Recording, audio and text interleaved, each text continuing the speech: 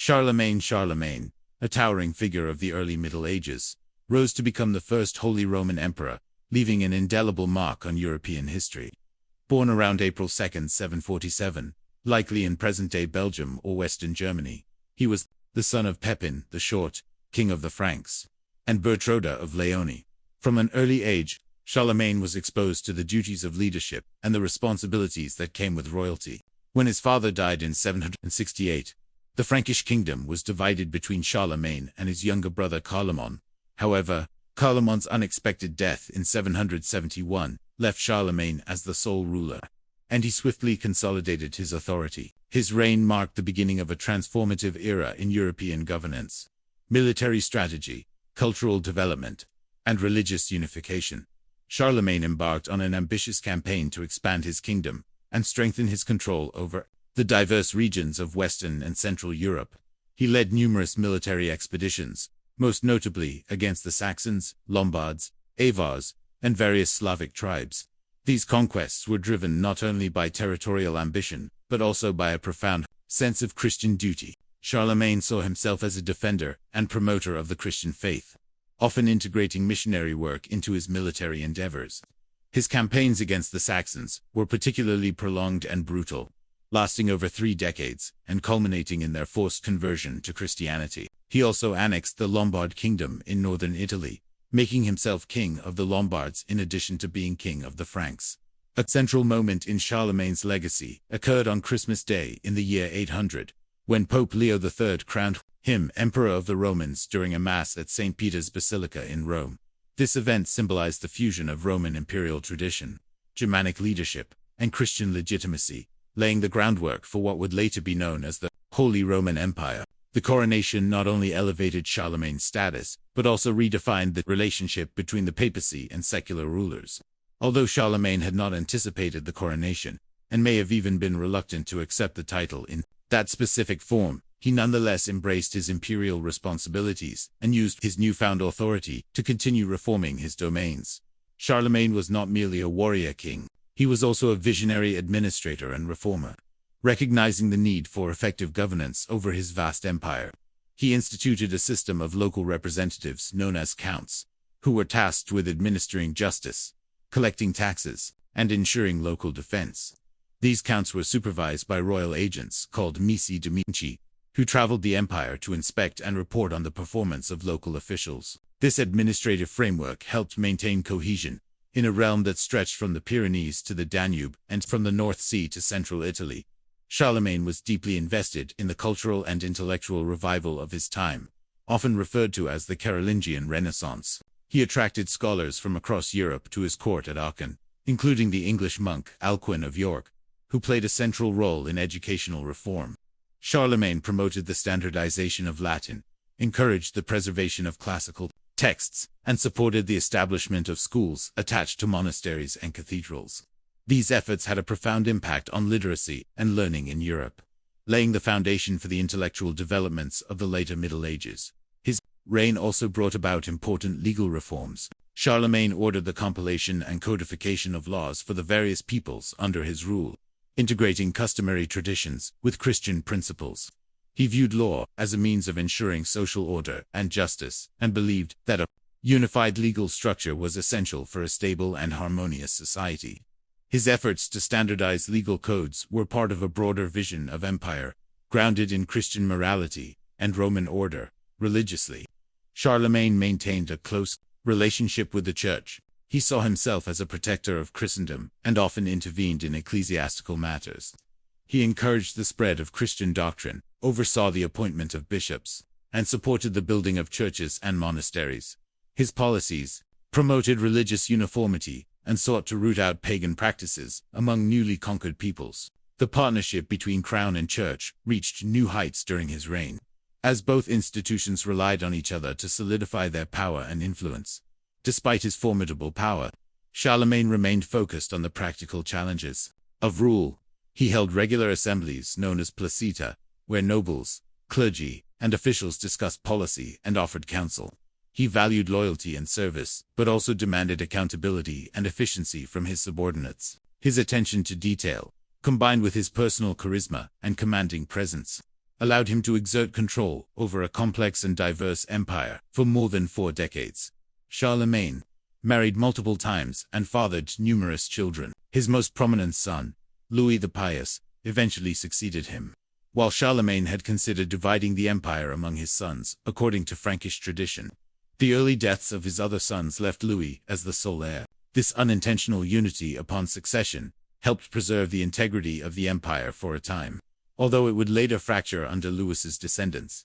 As he aged, Charlemagne faced increasing health challenges. He suffered from frequent fevers and physical pain, which gradually reduced his activity and vigor. He spent much of his later years at his palace in Aachen, focusing on spiritual matters, the stability of the empire, and preparations for his succession. Despite his ailments, he remained mentally sharp and continued to govern until the very end. He grew more devout in his religious observances, dedicating significant time to prayer and charitable acts.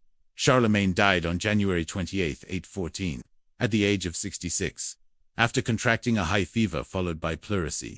He passed away in Aachen, where he had spent much of his reign and where he was subsequently buried in the Palatine Chapel, a magnificent structure he had commissioned and which later became part of Aachen Cathedral. His death marked the end of a momentous chapter in European history. Though his empire would eventually splinter, the model of leadership, governance, and cultural revival he established endured for centuries. Charlemagne's legacy is vast and complex. He is remembered not only for his military conquests and political consolidation, but also for his role in shaping European identity, promoting Christian values, and fostering a revival of learning and the arts. His life bridged the ancient and medieval worlds, and his vision of a unified Christian empire served as a powerful ideal for generations of rulers to come. His name, derived from Latin as Carolus Magnus, or Charles the Great, became synonymous with strength, wisdom, and leadership. His impact resonates through the institutions, traditions, and cultural achievements that form the bedrock of modern Europe. King Henry VIII of England remains one of the most iconic and controversial monarchs in European history, best known for his 6 marriages and his central role in the creation of the Church of England. Born on June 28, 1491, at Greenwich Palace, he was the second son of King Henry VIII and Elizabeth of York. His early life was marked by education in theology, languages, music, and sports, all tailored to prepare him for a noble position, though not initially for kingship. The death of his elder brother, Arthur, in 1502 changed his destiny, placing him directly in line for the throne.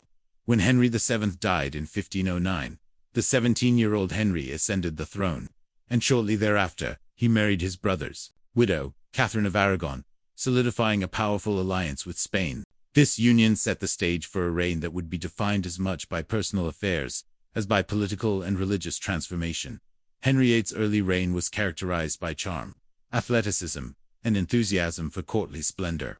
He was deeply interested in chivalry, pageantry, and warfare, presenting himself as a Renaissance prince with a strong sense of divine kingship. His court became a center of music, culture, and intellectual debate, drawing humanist scholars and artists from across Europe. As a ruler, he sought military glory through campaigns against France and Scotland, though these ventures yielded mixed results.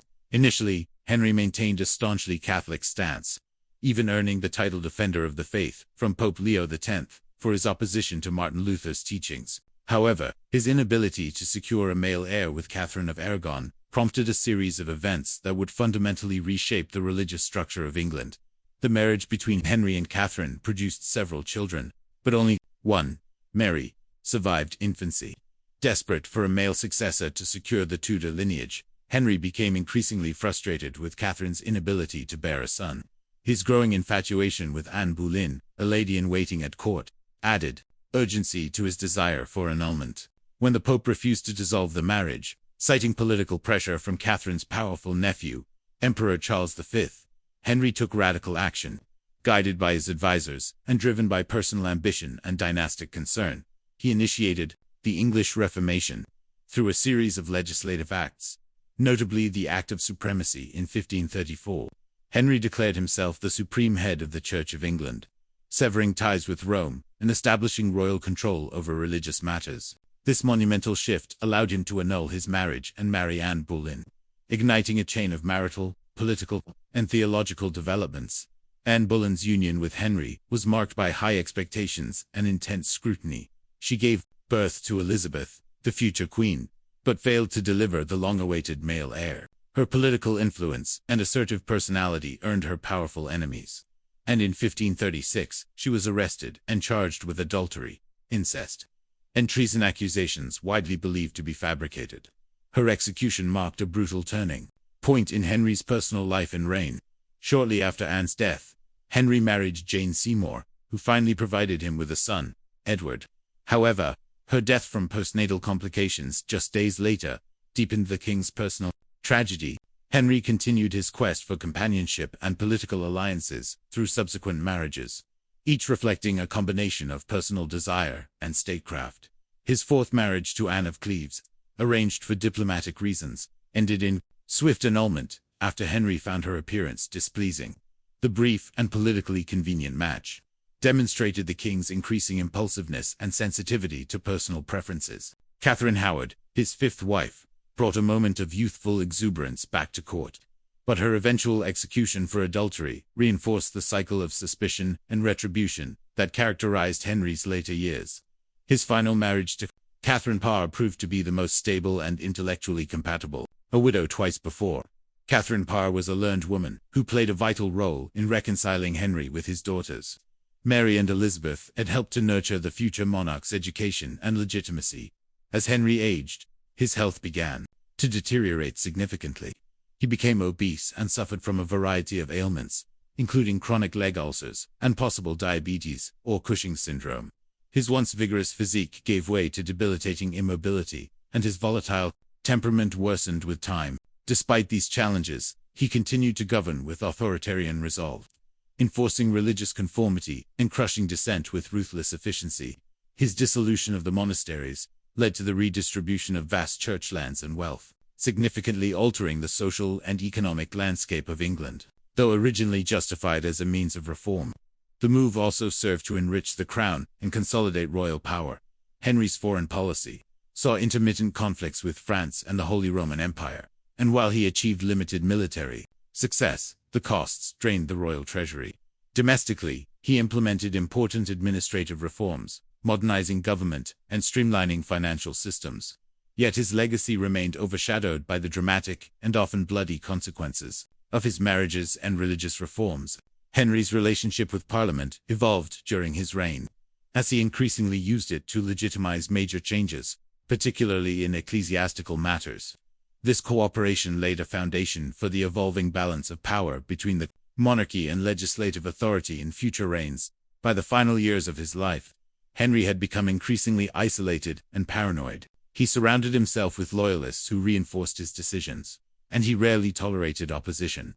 His will outlined a clear succession, naming his son Edward as heir, followed by his daughters Mary and Elizabeth, a remarkable act of pragmatism given the period's biases against female rule. Henry died on January 28, 1547, exactly 154 years after the death of Charlemagne, his life ending at the age of 55 at the Palace of Whitehall. He was interred in St. George's Chapel at Windsor Castle, beside Jane Seymour, the only wife to bear him a son, and the one he is believed to have loved most deeply.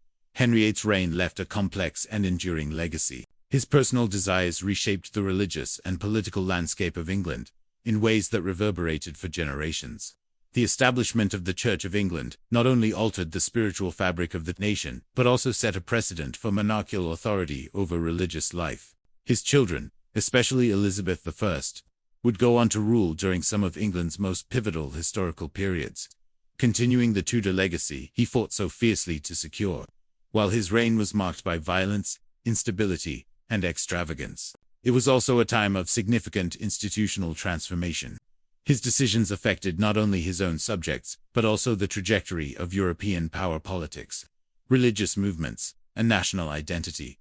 Though his 6 marriages often dominate public perception, they were inextricably linked to his dynastic aims and political calculations. Each union, whether fruitful or disastrous, reflected his determination to produce a male heir and fortify the Tudor line. The dramatic fates of his queens divorced, beheaded, died, divorced, beheaded, survived to have become embedded in cultural memory, but behind these outcomes lay a deeply complex ruler, driven by ambition, insecurity, and a desire for control. His persona oscillated between magnanimous king and tyrannical despot, leaving behind a body of work and consequence that shaped modern constitutional monarchy. The Renaissance spirit that he championed through patronage was tempered by the harsh enforcement of conformity and loyalty. In assessing Henry's impact, historians have often debated his motives and effectiveness. Some see him as a visionary who forged a national identity through religious independence, while others regard him as a self-indulgent monarch whose reign was marked by personal whims and cruelty. Regardless of interpretation, few dispute the significance of his rule. His assertiveness in breaking with papal authority opened doors to reform, debate, and redefinition of royal responsibility. His cultural influence extended into literature, architecture, and music, reflecting the breadth of his ambitions and the splendor of his court. Even centuries later, Henry VIII's life and actions continued to fascinate scholars and audiences alike, a testament to his enduring place in the annals of history. His journey from youthful monarch to embattled sovereign offers a mirror to the complexities of power, the burdens of leadership, and the human cost of absolute rule. Louis XIV of France. Louis XIV of France, famously known as the Sun King, stands as one of the most prominent and influential monarchs in European history.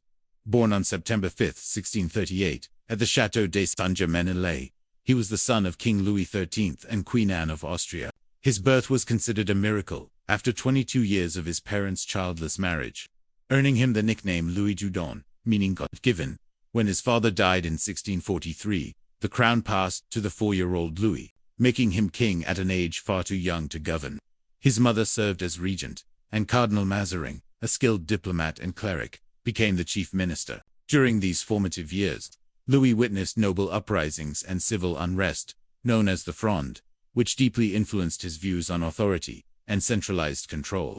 The turbulence of his youth shaped his determination to rule with absolute power and never to be dependent on noble factions or ministers. As Louis matured, he absorbed the lessons of governance under Mazarin's guidance. When Mazarin died in 1661, the 22-year-old king surprised the court by announcing he would rule without a chief minister, a rare and bold move for a monarch of the time. This marked the beginning of an era defined by personal monarchy, where Louis took direct charge of the state, embodying the concept of absolute rule. His famous phrase, "L'État, c'est moi," or "I am the state," though possibly apocryphal, encapsulated the spirit of his reign. He centralized administration, reinforced royal authority, and closely monitored the activities of his counselors. Through meticulous routines and detailed attention to affairs of state, Louis transformed the monarchy into a dominant institution that controlled every aspect of French governance and society. A major symbol of his authority was the Palace of Versailles, which he expanded from a hunting lodge into one of the most magnificent royal residences in the world. The relocation of the royal court to Versailles in 1682 was a strategic decision. It not only distanced the king from the politically volatile capital of Paris, but also enabled him to control the nobility by keeping them within a carefully orchestrated environment of ceremony and surveillance. Life at Versailles was dominated by rigid etiquette and elaborate rituals, all designed to elevate the monarch's stature and reinforce hierarchical order. Nobles competed for privileges and proximity to the king, which diluted their political power while maintaining their loyalty and dependence on royal favor. Louis's reign was marked by cultural flourishing as well as political expansion. He became a great patron of the arts, supporting dramatists like Molière, composers such as Jean-Baptiste Lully, and painters like Charles Le Brun. Under his patronage, France became the cultural leader of Europe, setting standards in art, fashion, and architecture. He institutionalized this influence through establishments like the Académie Française, which helped standardize the French language and promote literary excellence. His support for the arts was not purely aesthetic. It served as a tool of propaganda to enhance royal prestige and to project the image of a wise and benevolent ruler. Militarily, Louis sought to extend French territory and influence through a series of wars. He reorganized and professionalized the French army, turning it into one of the most formidable forces in Europe. His reign saw significant conflicts, including the War of Devolution, the Franco-Dutch War, the War of the League of Augsburg, and the War of the Spanish Succession. These wars were often initiated to defend or assert France's interests, secure dynastic claims, or curb the influence of rival powers. Though some of his campaigns achieved territorial gains, they also placed heavy financial and human burdens on the nation. His pursuit of glory through warfare ultimately led to widespread suffering, economic strain, and resentment among neighboring states, forming powerful coalitions against France. Religiously, Louis XIV pursued a policy of unification and control. He sought to enforce Catholic orthodoxy and eliminate dissent. The most significant and controversial act in this regard was the revocation of the Edict of Nantes in 1685, which had granted religious freedom to Protestants. By issuing the Edict of Fontainebleau, he outlawed Protestantism, leading to the destruction of Huguenot churches and schools, and prompting hundreds of thousands of Protestants to flee the country. This exodus deprived France of many skilled workers and merchants, causing long-term economic and demographic consequences. Louis believed religious unity was essential for political stability, but his actions deepened divisions and damaged France's international reputation. Despite his absolutist stance, Louis relied heavily on a network of capable ministers, generals, and administrators. Figures like Jean-Baptiste Colbert managed economic affairs and introduced policies aimed at strengthening domestic industry and expanding colonial trade. Colbert's mercantilist strategies improved state revenues, funded wars, and supported infrastructure projects, though they could not fully offset the growing fiscal deficits. The immense cost of warfare and court extravagance drained the royal treasury, necessitating frequent tax increases and financial reforms that often failed to address the underlying structural issues of French society. The tax burden fell disproportionately on the peasantry and lower classes, exacerbating inequality and discontent. As the years advanced, Louis's reign grew increasingly rigid and autocratic. His early confidence and energy gradually gave way to suspicion, isolation, and a reliance on ritualized power. He became more devout, influenced by his second wife, Madame de Maintenon, whom he married secretly after the death of Queen Maria Theresa. Her piety and moral rigor shaped the tone of the court in his later years. He also suffered personal tragedies, including the deaths of many of his legitimate heirs, leaving a sense of uncertainty regarding the future of the dynasty. Nevertheless, he remained devoted to the legacy of the Bourbon monarchy and worked to secure the succession of his great-grandson, who would become Louis XV. Louis XIV died on September 1, 1715, just days before his 77th birthday, after a prolonged illness believed to be gangrene. His death marked the end of a reign that lasted 72 years, the longest of any major European monarch. He passed away in the palace he had built as a testament to his power and vision. His final moments were marked by a sense of reflection and humility, reportedly offering words of advice and warning to his successor. The court mourned his passing, yet many among the populace received the news with mixed emotions, weary from decades of war, taxation, and absolutism. The legacy of Louis XIV is immense and multifaceted. He embodied the height of absolutist rule, presenting himself as the central figure around which all life in France revolved, hence the nickname the Sun King. His reign transformed the monarchy into a powerful, centralized institution, and left a lasting imprint on French political culture. Versailles remains a monument to his vision of grandeur, serving as a symbol of royal authority and cultural achievement. At the same time, his policies planted the seeds of future unrest. The financial burdens he left behind, combined with the rigid social order he reinforced, would eventually contribute to the conditions that led to the French Revolution later in the century. Louis's achievements in the arts and statecraft were matched by the complexities of his character. He was both a cultivated patron and a relentless autocrat, capable of deep personal loyalty and severe political repression. His life was a study in contrast: splendor and suffering, celebration and control, expansion and constraint. Though he ruled with unmatched authority, he was also deeply conscious of his responsibilities and the image he projected. His meticulous routines, ceremonial governance, and dedication to state affairs reflected a monarch who saw kingship not merely as privilege but as divine duty. His presence dominated every sphere of French life, and even in death, his influence lingered in the structures, ideals, and memories he shaped. Through triumphs and tribulations, Louis XIV carved a legacy that extended beyond his borders and era. He set the model for enlightened despotism and inspired both admiration and resistance across Europe. His vision of monarchy, built on spectacle, control, and centralized power, became a benchmark for rulers who followed, both in France and elsewhere. The era of the Sun King remains a defining chapter in world history, encapsulating the grandeur and challenges of absolute rule. As centuries have passed, Historians continue to revisit his life and reign, exploring the enduring questions of power, ambition, and legacy that his story so vividly illustrates. Tsar Nicholas to Tsar Nicholas II, the last emperor of Russia, occupies a poignant place in the chronicles of history as a monarch whose reign witnessed the end of a centuries-old imperial dynasty and the onset of profound political transformation. Born on May 18, 1868, at the Alexander Palace in Tsarskoye Selo, near St. Petersburg, he was the eldest son of Tsar Alexander III and Empress Maria Feodosovna. Raised in an atmosphere steeped in tradition and autocracy, Nicholas received a thorough education in military strategy, governance, and languages, yet was often described as reserved and introspective. He was deeply influenced by his father's conservative views and maintained a devout adherence to the principles of autocratic rule. Despite his intellectual preparedness, many contemporaries and historians have noted that Nicholas lacked the decisive character and assertive temperament often necessary for effective leadership in times of turbulence and change. Nicholas ascended to the Russian throne in 1894 following the sudden death of his father, becoming emperor at the age of 20. That same year, he married Princess Alix of Hesse, a German princess and granddaughter of Queen Victoria, who adopted the name Alexandra Fyodorovna upon her conversion to Russian Orthodoxy. Their union was marked by deep mutual affection and religious devotion. Though Alexandra's growing influence over the Tsar's decisions and her foreign background later fueled widespread suspicion and resentment among segments of the Russian elite and public, Nicholas's coronation in 1896 was marred by tragedy during a public celebration at Kudinka Field in Moscow, where a human stampede led to the deaths of over 1,000 people. The event cast a somber shadow over the early years of his reign, raising concerns about his perceived detachment and inability to manage national events effectively.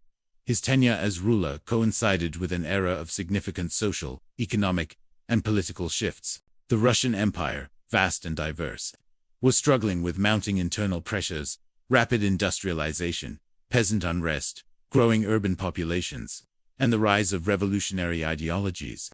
Nicholas adhered firmly to the belief in divine right monarchy and resisted calls for constitutional reform. His refusal to implement meaningful changes contributed to rising dissatisfaction among reformers and revolutionaries alike. The Russo-Japanese War of 1904-1905, initiated in part to bolster national pride and assert Russian influence in East Asia, ended in a humiliating defeat that further undermined confidence in his leadership. The loss not only exposed military weaknesses but also intensified internal strife, culminating in the Revolution of 1905, during which strikes, protests, and mutinies erupted across the empire. In response to the crisis, Nicholas issued the October Manifesto, promising civil liberties and the creation of a representative assembly, the Duma. However, his commitment to reform proved superficial, as he frequently dissolved the Duma when it challenged his authority and continued to govern with the assistance of a close circle of conservative advisors. This cycle of repression and unfulfilled promises deepened the rift between the monarchy and the people. His personal life, meanwhile, was consumed by concern for his only son, Alexei, who suffered from hemophilia, a hereditary blood disorder. The illness was kept secret from the public and posed a constant source of anxiety for the imperial family. Seeking spiritual guidance and healing, the empress turned to Gregory Rasputin, a mystic whose growing influence over court affairs became a subject of scandal and controversy. Rasputin's presence eroded public trust in the royal household, particularly as rumors of corruption and moral depravity swirled around him. During World War I, Nicholas made the fateful decision to take personal command of the Russian army. In 1915, leaving the governance of the capital largely in the hands of the empress and her inner circle. His departure from political duties at home, combined with military setbacks and staggering casualties on the front, led to deteriorating morale and increasing opposition. Food shortages, inflation, and general wartime hardship fueled unrest among workers and soldiers alike. By early 1917, strikes and protests escalated into a full-blown revolution in Petrograd, with the military refusing to suppress the uprisings. Under mounting pressure from his generals and the Duma, Nicholas reluctantly abdicated the throne on March 15, 1917, ending more than 3 centuries of Romanov rule.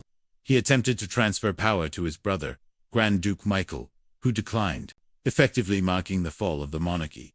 Following his abdication, Nicholas and his family were placed under house arrest by the provisional government and later transferred to various locations under increasingly restrictive conditions. The family retained their devout religious observance and maintained a routine life in captivity, even as the political situation in Russia deteriorated further. In November 1917, the Bolsheviks seized power during the October Revolution, and the fate of the royal family became increasingly precarious. By mid-1918, they were held in Yekaterinburg, in the Ural Mountains, under harsh surveillance. The Bolshevik leadership, fearing a possible rescue by advancing anti-Bolshevik forces during the Russian Civil War, decided to eliminate the former emperor and his family.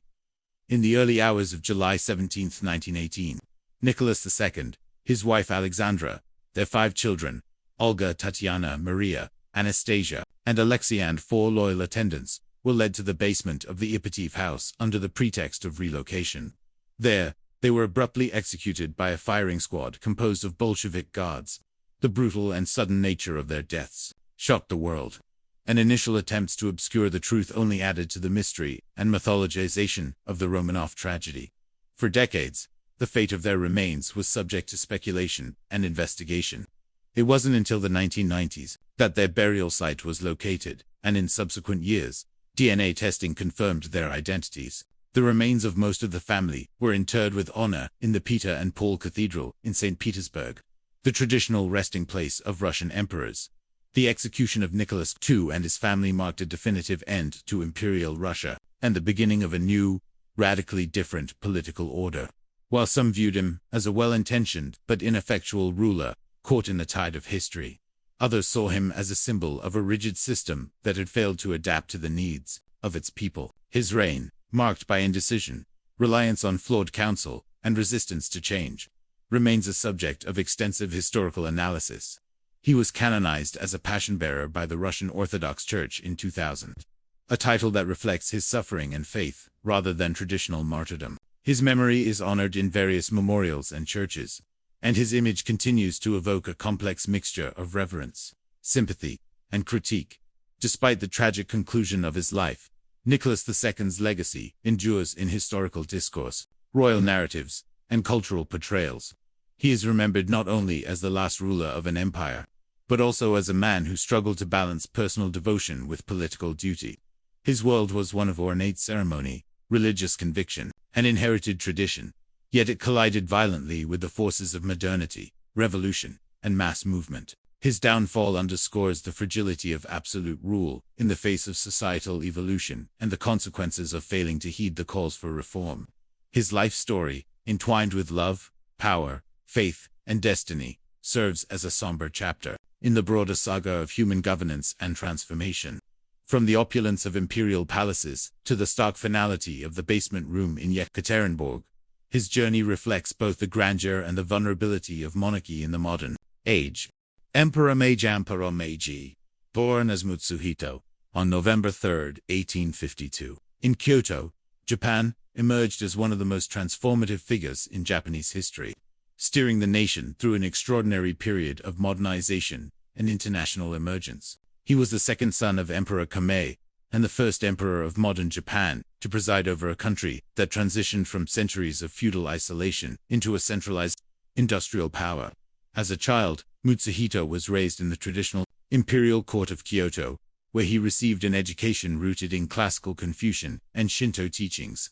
His early life was quiet and regimented, shadowed by the declining power of the imperial throne, which for centuries had played a largely ceremonial role, while the real authority rested with the Tokugawa shogunate. In 1867, at the age of 15, Mutsuhito ascended to the throne following the death of his father, adopting the era name Meiji, meaning enlightened rule, a term that would come to symbolize the sweeping reforms and renewal that characterized his reign. The young emperor's rise to power coincided with growing discontent across Japan, as the rigid feudal structures imposed by the Tokugawa regime clashed with the pressures of global expansion and technological progress. The arrival of Western powers, particularly Commodore Perry's black ships, in 1853, forced Japan to open its ports to foreign trade, exposing the country to the vast gulf between its feudal society and the industrialized West. The perceived weakness in handling foreign demands, coupled with internal uprisings and economic instability, set the stage for a dramatic political shift.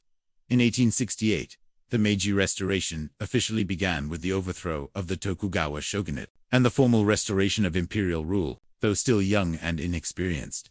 Emperor Meiji became the symbolic leader of this revolutionary transformation, as real political power moved into the hands of a group of reform-minded samurai from domains like Satsuma and Chsh, who governed in his name. Under Emperor Meiji's reign, Japan underwent a systematic and deliberate transformation, aimed at ensuring national survival and prosperity in an increasingly competitive world.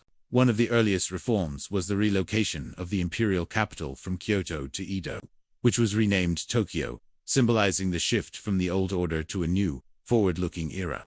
The government abolished the feudal hon system and replaced it with a centralized prefecture system, eliminating the power of the daimyo and restructuring administrative control under the emperor.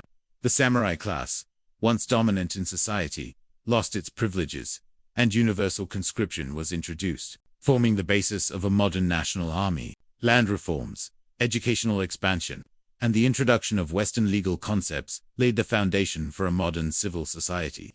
While the government sent delegations abroad, such as the Iwakura mission, to study Western institutions and technology, the Meiji government implemented rapid industrialization policies that led to the development of infrastructure, including railways, telegraph lines, and modern ports. Western machinery and techniques were imparted to establish modern factories, and government-supported enterprises laid the groundwork for key industries in textiles, shipbuilding, and steel production. Though initially state-driven, many of these enterprises were later privatized, giving rise to powerful industrial conglomerates known as zaibotsu. In tandem with economic growth, Japan experienced a cultural transformation. Western dress, architecture, and customs began to influence daily life, particularly among the elite. While education reforms introduced compulsory schooling and promoted literacy across all classes, yet even as foreign influence increased, a strong sense of national identity, rooted in reverence for the emperor and traditional values, was carefully maintained to ensure social cohesion. One of the most significant milestones of Emperor Meiji's reign was the promulgation of the Meiji Constitution in 1889, which established a constitutional monarchy with a bicameral legislature known as the Imperial Diet. Though the emperor retained considerable authority, the introduction of a legal framework and representative institutions marked a profound shift in Japanese governance. The new constitution was designed to blend Western political structures with indigenous values, portraying the emperor as both a sovereign leader and a unifying spiritual figure. This dual role allowed Emperor Meiji to serve as a symbol of continuity amid rapid change, preserving the legitimacy of the imperial institution while endorsing modernization efforts. The development of modern banking, a postal system, and commercial law further strengthened Japan's position as an emerging power.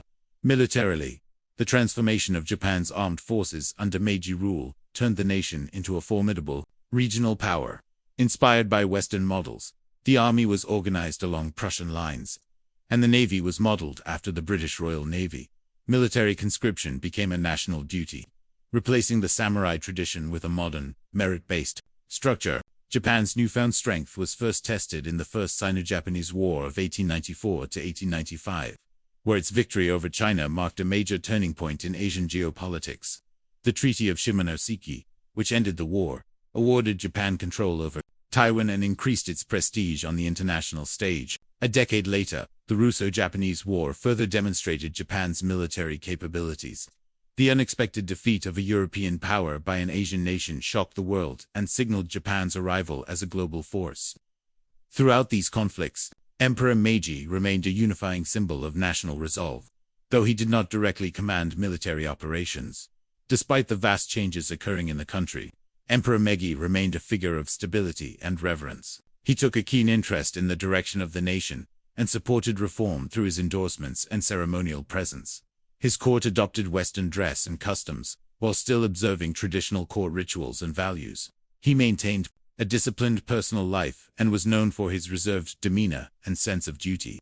Throughout his reign, poetry remained an important form of personal expression, and he composed thousands of waka poems reflecting his thoughts on nature, governance, and the challenges of leadership. While he rarely spoke publicly, his image and presence were carefully cultivated to embody the unity of modern progress and ancient tradition. The personal life of Emperor Meiji was marked by both privilege and loss. He had several consorts and fathered 15 children, though only a few survived to adulthood. His only surviving son, Prince Yoshihito, would later succeed him as emperor. The health of the emperor began to decline in the later years of his reign, and by 1912, his condition had worsened significantly. On July 30th of that year, Emperor Meiji passed away in the Aoyama detached palace in Tokyo at the age of 59. His death marked the end of an era of unprecedented change and development in Japan, a period during which the country emerged from isolation to stand among the modern nations of the world. His funeral was conducted with deep reverence, blending traditional Shinto rites with national mourning, and his passing evoked a sense of solemn reflection on the immense transformations that had occurred under his rule. The legacy of Emperor Meiji is one of profound and lasting influence. Under his reign, Japan not only modernized its institutions, but also retained its cultural integrity, balancing the pressures of westernization with the preservation of national identity. His role as a constitutional monarch became a model for integrating traditional authority with modern governance. The Meiji era is remembered as a time of bold reform, guided by a vision of strength, independence, and dignity, though the emperor himself remained largely behind the scenes of political decision-making. His image as the spiritual anchor of the nation gave legitimacy to the sweeping changes carried out in his name. His reign established the foundation for Japan's emergence as a modern state, and the institutions formed during this period would continue to shape the nation's trajectory well into the 20th century. Emperor Meiji's life encapsulated the transformation of Japan from a feudal society to a global power, making him a pivotal figure not just in Japanese history, but in the broader narrative of global modernization.